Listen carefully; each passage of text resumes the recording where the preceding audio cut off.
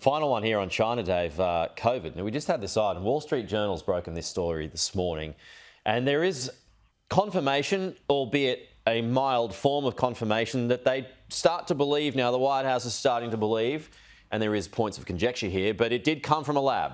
An interesting admission.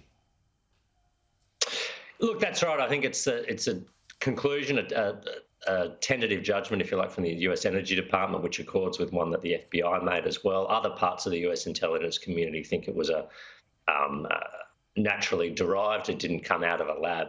But I think, as you said in your commentary, well, maybe if China just welcomed in some investigators, we could get to the bottom of this. This speaks to a lack of transparency from China throughout this. Of course, during the initial stages of the outbreak, when news of it was covered up and the world lost valuable weeks in how we would prepare and respond to this outbreak.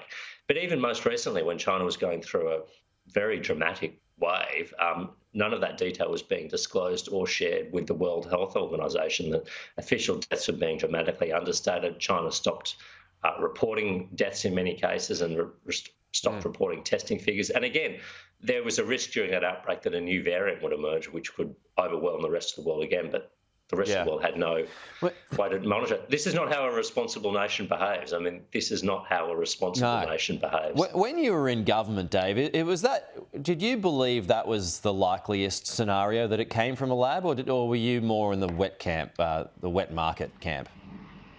Look, I was, I don't have any particular insight, but I was probably more in the wet market camp, but my eyes were not closed to the option of alternatives. I think because previous pandemic diseases of this sort, whether it's SARS or bird flu, have all come from wet markets, then that seemed to be the most plausible scenario. And to be honest, we didn't know a whole lot about the Wuhan Institute of Virology at that time. It certainly wasn't a place that I'd heard of. Yeah.